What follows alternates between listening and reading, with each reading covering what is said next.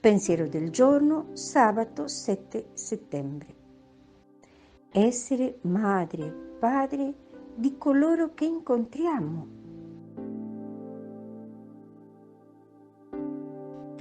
Perdona l'offesa del tuo prossimo e quando pregherai ti saranno perdonati i tuoi peccati.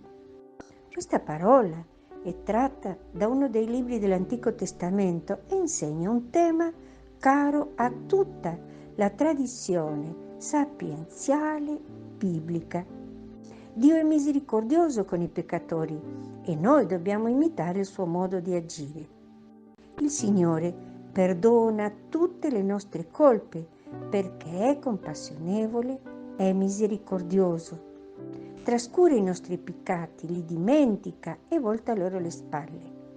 Infatti, conoscendo la nostra piccolezza e miseria, moltiplica il perdono.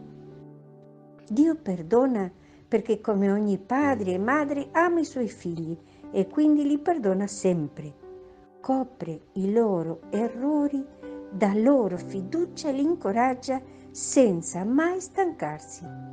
E poiché Dio è Padre, non gli basta amare e perdonare i suoi figli, il suo grande desiderio è che si trattino come fratelli, che siano d'accordo tra loro, che si amino, che si vogliano bene.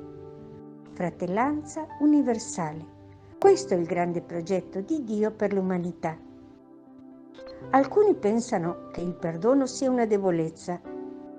No, è l'espressione di un coraggio estremo, è il vero amore, il più autentico, perché è il più disinteressato.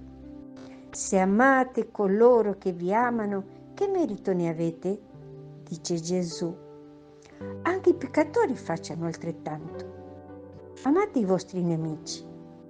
Anche a noi è chiesto, imparando da Lui, di avere un amore di padre, un amore di madre, un amore di misericordia per tutti coloro che incontriamo durante la giornata, soprattutto per chi sbaglia. Chiara Lubi, stracci del commento alla parola di vita dell'agosto 2002.